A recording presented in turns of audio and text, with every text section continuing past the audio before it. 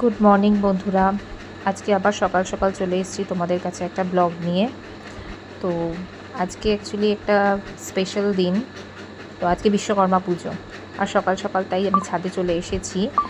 তোমাদের আমি আগের ব্লগটাতে শেয়ার করেছিলাম যে আমাদের বাড়িতে মনসা পুজো হয়, বাস্তু পুজো হয়, সেটা শেয়ার করব তোমাদের সাথে। তো সেই জন্যেই চলে এসে গাছগুলো দেখে এত সুন্দর লাগলো। গাছে বিভিন্ন ধরনের ফুল ফুটেছে। এটা হলো আমার বাপের বাড়ির ছাদ। তোমাদের সাথে আমি আমার শ্বশুরবাড়ির ছাদে আমার শ্বশুরবাড়ির বাগান শেয়ার করেছিলাম। তো এটা আমার বাপের বাড়ির ছাদের বাগান। তো এটা দেখো, গন্ধরাজ ফুল ফুটেছে, এখানে জবা, বিভিন্ন ধরনের ফুল আছে, টগর, খুব সুন্দর ফুলগুলো, বেশ বড় বড় ফুলগুলো ফুটেছে। এখানে দেখো দুধে আলতা, নয়নতারা ফুল যেটাকে আমরা বলে থাকি। তো খুব সুন্দর ফুল উঠেছে। আমার খুব ভালো লাগে সকালবেলা উঠে ছাদে আসতে, খুব ভালো লাগে, এবং বাগান দেখতেও খুব ভালো লাগে। এত গাছ আমার খুব সুন্দর লাগে। তো সেই জন্য সকাল সকাল উঠে ছাদে চলে এসেছি। এটা দেখো, এটাও এক রকমের জবা। তো এটাতে এখন আপাতত কোনো ফুল হয়নি। তো এটা জবা গাছ, আর এটাকে বলে অ্যানামুন্ডা। তোমাদের নিশ্চয়ই অনেকেরই বাড়িতে রয়েছে অ্যানামুন্ডা ফুল। তো এই ফুলগুলো দেখতে খুব সুন্দর হয়, খুব বাহারি ফুল। এটা হলুদ রঙের হয়, খুব বড় বড় হয় এই ফুলগুলো দেখতে।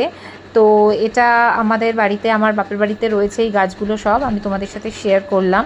তো আজকে ভালো লাগলো, তাই তোমাদের ওপর ছাদে এলাম, এসে তোমাদের সাথে শেয়ার করলাম। সকাল সকাল চারিদিকটা ভীষণ সুন্দর লাগছে, কারণ 3-4 দিন টানা বৃষ্টি হওয়ার পর আজকে খুব 3-4 দিন বৃষ্টি হওয়ার পর আজকে খুব সুন্দর রোদ উঠেছে, বেশ ঝলমলে আকাশ।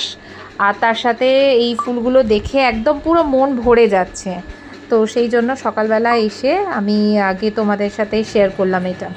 তো এইটা দেখো, এটা হলো আমি বলেছিলাম বাস্তু পুজো আমাদের বাড়িতে হয়, মনসা পুজো হয়। এটা হলো গাছ, সেই মনসা গাছে এইভাবে আমরা পুজো করি। এইভাবে সাপের আকারে আঁকা হয়, এঁকে তার ওপরে কলা দেওয়া হয়, কলা দিয়ে এটাকে সাজানো হয়। তো এটা ঠাকুরকে খেতে দেওয়া হয়। তো এখানে এইভাবেই আমাদের পুজো হয়, এটাকে বাস্তু পুজো বলে। এটা এটা অনেকেরই বাড়িতে এরকম হয়ে থাকবে, তাই তোমরা নিশ্চয়ই জানো, আমাদের বাড়িতেও এভাবে হয়। এখানে এই জন্য সুন্দরভাবে সাজিয়েছি, এই গাছটাকে সুন্দরভাবে সাজানো হয়েছে, সাজিয়ে এখানে এইভাবে আমরা পুজোটা করে থাকি। আর কালকে তোমাদের দেখিয়েছি যে বুড়ো রান্না হয়েছে, আমাদের বাড়িতে রান্না পুজো হয়েছে। আর আজকেই আমাদের বাড়িতে এই মনসা পুজো, বিশ্বকর্মা পুজোর দিন এই মনসা পুজোটা হয়। মনসা পুজোটা হওয়ার পর এখানে আমরা দই, চিড়ে, কলা, এই সমস্ত মেখে, যেটাকে আমরা বলি দধিকর্মা, তো সেটা আমরা খেয়ে থাকি। এই দেখো, অলরেডি আমাদের দধিকর্মা রেডি হয়ে গেছে। এর মধ্যে চিড়ে আছে, মুরগি আছে, দুধ আছে, দই আছে, কলা আছে, এগুলো মাখা হয়। আমার মা এখন এগুলো মাখছে। তো এটা খেতে দারুণ হয়, জাস্ট ডিলিশিয়াস একটা ফুড। তো ভীষণ সুন্দর লাগে, এটা এত টেস্টি হয়। তো আমি তো অনেকটা খেয়ে ফেলি। তো সবার থেকে বেশি আমি চাই, এবং সব থেকে বেশি আমাকেই দেওয়া হয়। ভীষণ ভালো লাগে এই খাবারটা খেতে আমাদের।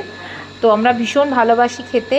তো এটা খেলে মোটামুটি আর সকালবেলা তোমার কিছু খেতেই লাগবে না, বেশ ভালো মতন জলখাবার খাওয়া হয়ে যায়। তো এইটা হলো এই মনসা পুজো, বাস্তু পুজোতে এইটা একটা স্পেশাল।